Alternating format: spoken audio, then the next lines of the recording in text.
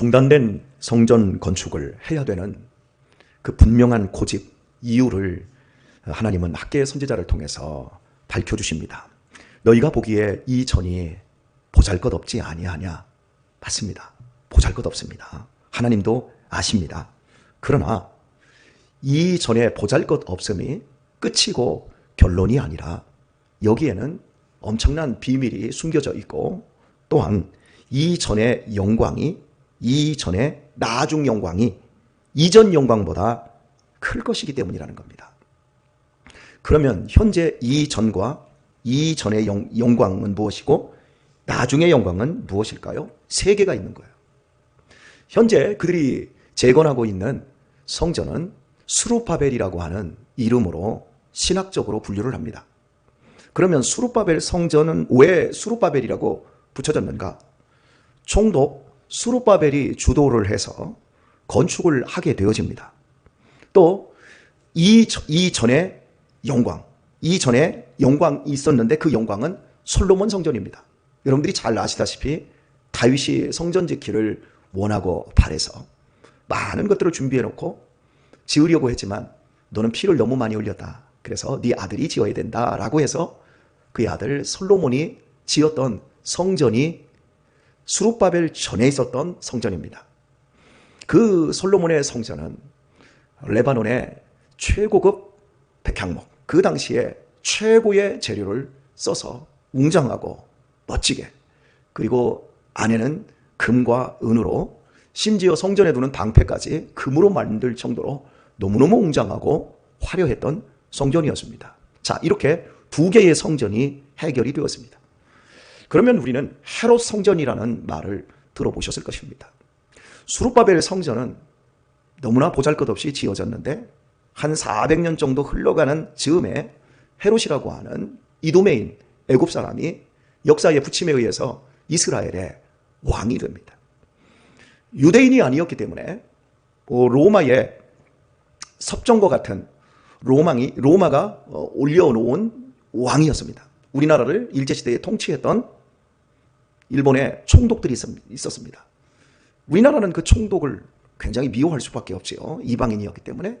이런 이스라엘과 헤롯 왕이 이런 정치적인 역학관계에 있다 보니까 유대인들의 마음을 얻고자 이 보잘것없는 스룹바벨 성전을 무려 46년 동안의 증축과 개축을 통해서 굉장히 웅장하게 지었습니다. 헤롯이 단독적으로 지은 게 아니라 이미 있었던 수룹바벨 성전을 더 개축하고 증축해서 굉장히 멋지게 지었습니다. 그때가 바로 예수님이 이 땅에서 육신의 몸을 입고 사역하실 때였습니다. 그래서 그 성전이 얼마나 멋있었는지 감람산에 올랐던 예수님의 제자들과 그 일행이 성전을 내려다보면서 예수님에게 묻습니다. 예수님, 너무 아름답고 너무 대단한 성전 아닙니까? 라고 말씀하셨을 때 예수님은 우시면서 저 성전들이 다 무너질 것이다. 돌 위에 돌 하나도 남기지 않고 다 무너질 것이다. 예수님이 이렇게 무시무시한 예언을 하십니다. 그리고 예수님의 공생애 기간 가운데 두 번에 걸쳐서 제일 먼저 공생애를 시작하시면서 성전에 들어가서 노끈을 가지고 성전에서 소, 양 이런 것들을 다 내쫓아버리시고 돈 바꿔주는 사람들을 돈을 엎어버리면서 내 집은 만민이 기도하는 집이다. 왜 우리 아버지의 집을 도적의 소굴로 만들었느냐? 이러면서 성전을 정화하는 장면이 요한복음 2장에 나와요. 그리고 또 사복음서에 성전의 그 마지막, 그리고 예수님께서 성전을 마지막 가신 날 또 성전을 정화하는 장면이 또 나옵니다. 같은 장면인데 사실은 시작과 공생의 끝에서 두 번에 걸쳐서 성전을 정화하셔요. 하지만 성전이 정화되지 않았다라는 모습을 고발하고 있는 거예요. 왜 우리 아버지 집을 강도의 구렬, 소굴로 만들었느냐? 내 집은 만민이 기도하는 집, 만민을 위해서 기도하는 집인데 왜 이렇게 만들었느냐? 정화를 시작과 끝에 하셨는데도 안 되세요. 이게 성전과 관계되어 있는, 오늘 학개서와 연관되어서 제가 여러분에게 성전이 대략적으로 3가지 성전이 있다. 그리고 이 성전에 대해서 예수님이 이야기하신 것은 이 성전 다 무너져야만 한다. 아니 무너질 것이다. 돌 위에 돌 하나도 남기지 않고. 왜냐하면 이 성전의 기능을 너희들이 제대로 하지 못했기 때문이다. 자, 성전은 왜 필요하죠? 제 어린 시절에 솥대라는 것을 세웠습니다. 제 기억으로는 아마 가을거지 끝나고 벽갈이 다 추수해서 마당 같은데 옛날엔 창고가 없었으니까 집으로 이형을 엮어서 이제 다 벼 나달 같은 거 다 집어넣고 이렇게 쌓아놨던 걸로 생각을 해요. 그리고 이어서 큰 막대기를 그러다가 이 위에다가 솥대를 세워요. 여기 지금 솥대를 아시는 분은 아마 우리 전종호 집사님 기억하실까요? 솥대. 예? 모르세요? 여기 솥대 아시는 분. 마당 한편에다가 높게 장대로 해가지고 민간 신앙인데 그거 모르세요? 우리 김경수 권사님도 모르세요? 죄송합니다. 모르는 얘기를 해서. 조선시대에 제가 살다가 왔나 봐요. 어쨌든 간 저희는 이런 솥대를 세웠어요. 그래서 이제 가을거지 끝나고 너무 좋다고 어떤 신에게는 했는지는 모르겠어요. 근데 집집마다 다 했어요. 이렇게 솥대를 세웠어요. 그리고 이제 정월 보름이 되어지면 여러 가지 이제 음식을 장만을 해가지고 마을 입구에 가서 불을 펴놓고 거기에다가 상을 해놓고 이제 막 절하고 이렇게 돈도 10원짜리 이렇게 뿌려주고 거기다 또 밥을 넣고 그러면 저녁에 놀다가 우리가 이제 밥도 먹고 이제 이렇게 했었던 그런 기억들이 나요. 신을 모시겠다라고 하는 거죠. 이 신이 우리 가정에 있어야만이, 이 신이 우리 마을에 들어와야만이 우리가 보호되어지고 우리가 두 다리 쭉 뻗고 산다라는 것이겠지요.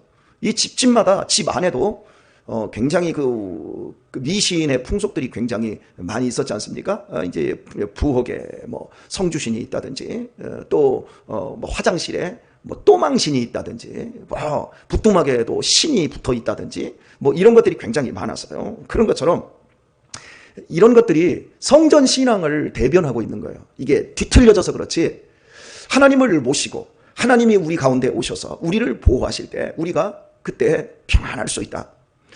본문에서 하나님이 너희와 함께 한다. 스스로 굳세게 할지어다. 이게 다 성전 기능에서 오는 거예요. 우리가 예배를 드리는 이 모든 것도 실은 우리가 든든히 하나님 안에서 살기 위해서 이 모든 것들을 하고 있는 것이거든요. 자, 그런데 이제 좀 성전 이야기를 하고 있어요. 처음 이제 학교에서 앞부분 설교로 제가 가가지고 이전에 나중 영광이 이전 영광보다 더 클 것이다. 만군의 여호와의 말이니라. 내가 이곳에 평강을 주리라. 만군의 여호와의 말이니라. 이 성전에 평강을 주겠다라는 거예요. 너희가 짓는 이 성전 지금 포기하고 있지만 예전에 솔로몬의 성전에 비해서 보잘것없어서 포기하려고 하지만 포기하지 마. 이전이야말로 이전에 있었던 성전보다 나중 영광이 어마어마할 거야. 그런데 그 어마어마함의 핵심은 뭐냐면 평강이니라. 평강을 줄 것이니라. 이렇게 말을 해요. 여러분 가정에 평강이 있기를 축복합니다. 여러분의 내면에 근심과 불안, 막막함으로부터 자유케 되어지고 든든하게 되어지는 평강이 강력하게 임하기를 축복합니다. 우리의 자녀들의 내면 속에 이 평강이 있기를 축복합니다. 제 아내가 임상심리사로서 많은 사람들을 상담을 합니다. 어제도 2명을 깊이 있게 상담하고 밤늦게 들어옵니다. 그러면 완전히 떡이 돼버려요. 왜냐하면 내면의 불안을 가지고 24시간 죽음의 공포에 떨고 있는 사람들을 만나고 오면 그 사람의 떨고 있고 두려워하는 그 모든 것이 임파테이션, 즉 상담자에게 그대로 전이가 돼버립니다. 그래서 상담자들은 1년에 한 번씩 이제 슈퍼바이저에게 자신의 내면을 다 드러내는 이런 또 다른 상담을 받아야 됩니다. 그러니까 상담자가 상담만 하는 사람이 아니라 본인도 나중에 상담을 해야 될 정도로 힘이 들어집니다. 근데 많은 상담자들을 만나면서 이 내면 세계가 정말 불안해서 그것이 우울증이 되고 그것이 사회적 장애를 낳고 거기에 또 영적인 어둠의 세력들이 틈타서 너 죽어. 내가 너 죽여버릴 거야. 누구도 자기를 죽이려고 하는 사람 없고 누구도 자기를 두렵게 하는 사람이 없는데 스스로 두려움 속에서 막 살아있는 것 그 자체가 공포스러우니까 스스로 목숨을 내던지고, 또 목숨을 내던지기 전에 이런 사람들은 내가 지금 이 죽음의 공포에서 막 해방되기를 원하고, 그러면서 또 죽으려고 시도를 하면서도 그것도 그 사람에게 어마어마한 공포심을 일으키는. 여러분, 지금 여러분들이 이 교회를 다니면서 여러분 마음에 평강이 있다고 한다면 세상에서 가장 큰 성전이 여러분이 안에, 성전의 기능으로서 여러분들이 성전 자체가 되어 있는 겁니다. 성전 안에는 어둠의 세력이 들어올 수 없습니다. 성전 안에는 음부의 권세가 함부로 할 수 없습니다.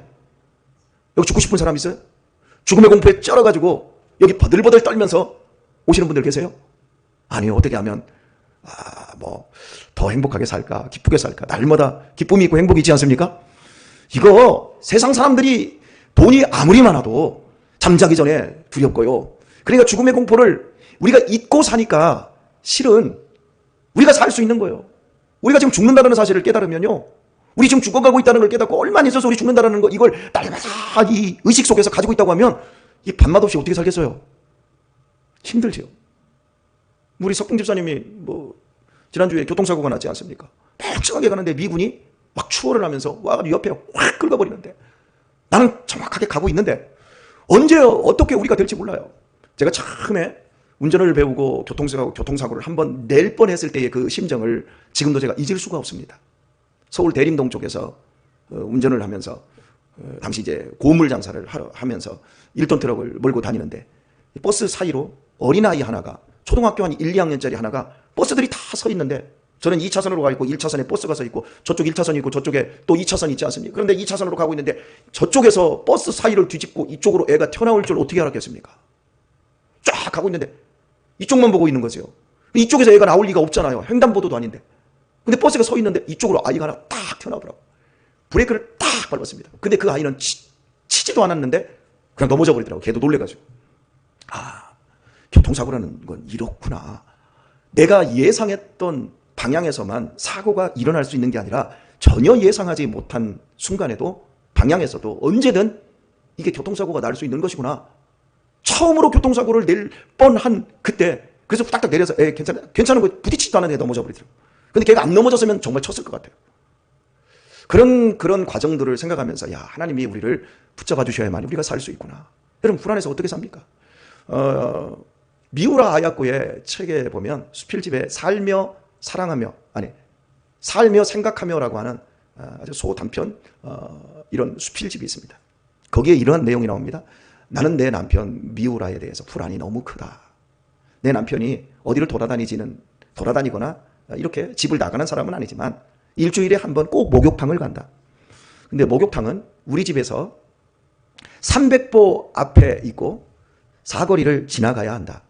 여러분, 300보면 어디 정도 되냐면 여기서 저 효명 울타리 정도 될까요? 여기 지금 현대아파트 사거리 지나가는 정도 한 300보 될 것 같습니다. 먼 거리예요? 작은 거리예요? 정말 짧은 거리죠. 그런데 목욕탕을 가러 아침에 수건을 들려서 이렇게 집에 나가면 내 남편은 집중력이 부족하다. 그래서 여보, 사거리 지날 때는 차를 조심하세요. 그리고 지나다니는 마차를 조심하셔야 돼요.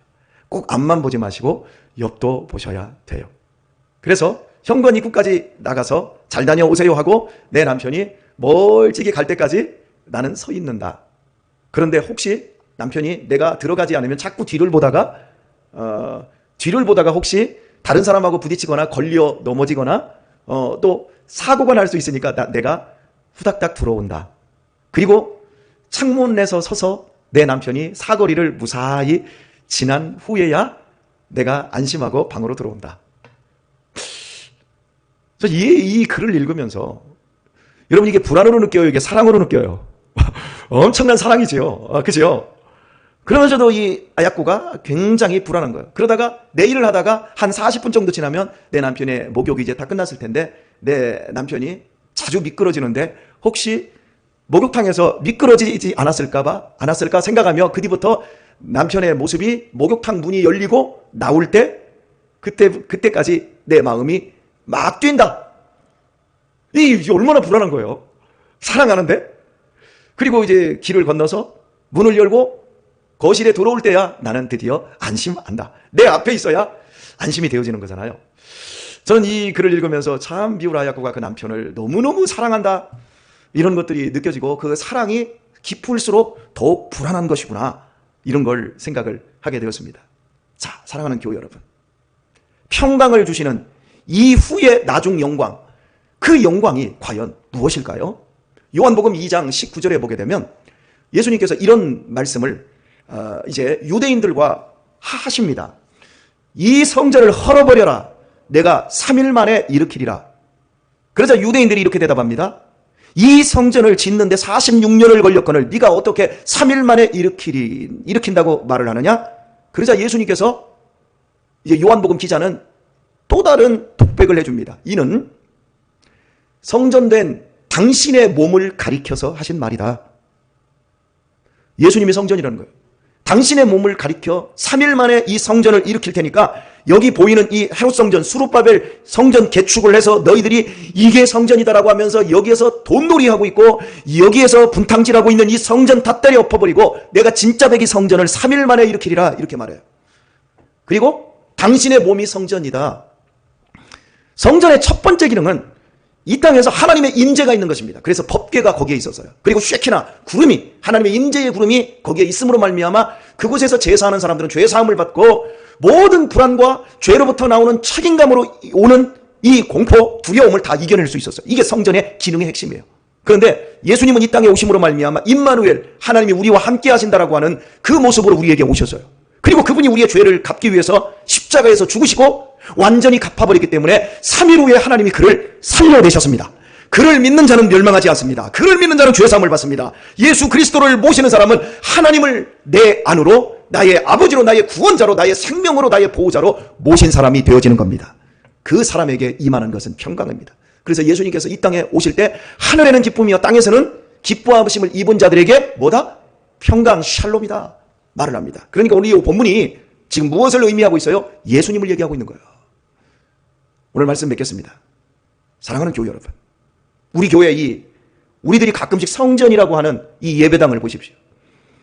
우리 교회 인원 보십시오. 대형 교회들에게 비하면 우리 교회는 보잘것없지 않습니까? 우리 교회 뭐 사업 크게 하는 사람이 있습니까? 우리 교회 11조 많이 해봤자 7, 80입니다. 거의 그냥 20만 원, 30만 원, 다 거의 대부분입니다. 어떤 교회는, 지금 제가 알고 있는 교회는 두 사람이 1년에 드려지는 11조가 1억이 넘습니다. 그런 거에 보면 우리 교회 무슨 큰 역사를 이룰 만큼 넉넉하지도 않고 그렇다고 우리 교회에 대단한 사람이 있는 것도 아니고 목사도 보잘것없고 목사보다 조금 잘나신 분들이 여기 다 계시고 참 보잘것없어요. 그럼에도 우리가 오늘 이 새벽에 여기 왜 왔습니까? 우리가 이렇게 보잘것없는 교회를 왜 이렇게 정성스럽게 섬기고 있습니까? 지금 이 모습이 전부가 아니라 우리 가운데 평강이 있고 우리 가운데 하나님의 말씀이 있고 우리 가운데 성령님이 우리 한 사람 한 사람을 변화시키는 능력이 역사하기 때문에 우리가 믿음 생활을 하고 있는 것입니다. 우리가 인생을 헤쳐온 시간들을 보십시오. 우리라고 불안하지 않았고 우리라고 근심이 없었습니까? 그런데 우리의 지금 다음 세대들을 보십시오. 가진 것은, 먹는 것은, 사는 것은 우리보다 훨씬 예전에 그때 그 시절보다 비교할 때 그들이 훨씬 잘 먹고 훨씬 좋은 여건과 환경에 있습니다. 그런데 불안은 엄청나게 커요. 할 줄 아는 게 없어요. 인간관계도 못해요. 서로가 나누지도 못해요. 서로를 지지하고 격려하고 동기간에 정이 있고 참 요즘 세대들이 불안이 너무 커요. 너무 이기적이에요. 너무 생각이 작아요. 그렇다고 모두가 그런 것은 아니에요. 그런데 보편적으로 보면 대체적으로 거의 다 그래요. 직장 다녀요. 돈 벌어요. 근데 쓰는 걸 보면 예전에 여기 지금 우리 박미호 권사님 2세대들은 돈 벌어서 동생들 학비 대주고 집에 생활비 대주고 그런데 요즘 애들은 자기 먹고 살기도 힘들어. 지금 살아가는 이 시대가 점점 메말라지고 있는 것들을 우리가 보지 않습니까? 여러분 왜 그래요? 나중 영광이 크리라 그랬는데 나중 영광을 우리가 안 봐요. 오늘 많은 사람들이 왜 큰 교회로 갑니까? 저는 어제 우리 지역의 가장 큰 교회 목사님과 식사를 나눴어요. 근데 작년 한 해 230명이 교회에 왔대요. 피언을 230명이 왔대요. 230명이 왜 왔냐면 믿지 않는 사람들을 전도해서 230명이 왔으면 제가 박수 쳐주고 할렐루야 하겠어요. 그런데 다 작은 교회에서 이제 우리 편하게 살자. 큰 교회만 큰 교회예요. 요즘은 큰 교회만 성전이에요. 거기 가서 다 노는 거예요. 가만히 있어. 그냥 온다라는 표현을 쓰는 거예요. 그냥 가만히 있으면 오는 거예요. 좀 작은 곳에 가서, 이 보잘것없는 교회에 좀 와서, 아니 우리 교회보다 더 보잘것없는 곳에 가서 정말 충성하고 봉사해서 이전에 이 보잘것없는 영광이 하나님께서 십자가로 말미암아 어떻게 세워가시는 교회인지를 함께 드러내고 함께 복을 읽어가면 얼마나 좋겠어요? 좀 큰 데에서 여기 오신 분들을 감사해요. 좀 더 많이 왔으면 좋겠어요.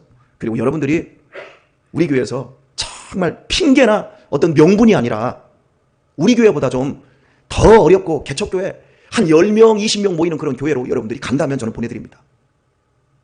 마음 아파도 보내줄 수 있어요. 왜? 제가 그런 교회를 해봤기 때문에 그들이 얼마나 피눈물을 흘리며 얼마나 교회를 사랑하는지요. 여러분, 개척한 목사님과 그냥 쉽게 청빙에서 경영하고 있는 목사님들과 다른 부분이 바로 그런 부분일 거라고 저는 생각을 해요. 저는 개척을 안 했다고 한다면 정말 목회 엉터리로 했을 것 같아요. 그렇다고 지금 큰 교회에서 분토하는 목사님들을 다 제가 성토하는 것은 아닙니다.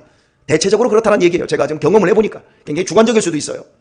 오늘 우리에게 가장 필요한 게 뭐냐면 현재의 이 모습을 보고 여기서 불평하고 원망하면서 우리 안 할래 이래서 나중 영광까지 다 없애버리는 사람이 될 것인가, 아니면 지금 이렇게 보잘것없지만 나중 영광이 심히 클 것을 믿으며 지금 우리의 자녀들이, 우리의 손주 세대들이 계속해서 자라나야 될 텐데 그 아이들이 이곳에서 죄를 이기고 사망을 이기고 세상을 이기고 세상의 두려움과 세상의 공포와 세상이 우리에게 주는 유혹들을 이겨내는 믿음의 전사들로 여호수아처럼 다윗처럼 다니엘처럼 우리가 정말 키워낼 수 있는 그 영광, 그것을 우리가 보고 우리가 사역할 수 있느냐, 이게 지금 우리에게 관건 아니겠습니까? 물론 힘든 일입니다. 물론 어려운 일입니다. 그러나 저는 오늘 이 새벽에 여러분들에게 선포합니다. 송자 장로교회 지금 보잘것없습니다. 그러나 나중 영광은 심히 클 것입니다. 그리고 여기에 동참하는 여러분들의 나중의 영광, 여러분들의 가문의 역사가 그때 그 자리에서부터 시작된 거야. 그래서 시작은 미약하였으나 나중은 심히 창대하리라고 했던 하나님의 말씀이 여러분 가정에서, 여러분 가문에서 아름답게 열매 맺어 믿음의 명문 가문들 세워갈 수 있기를 우리 주 예수님의 이름으로 축원합니다.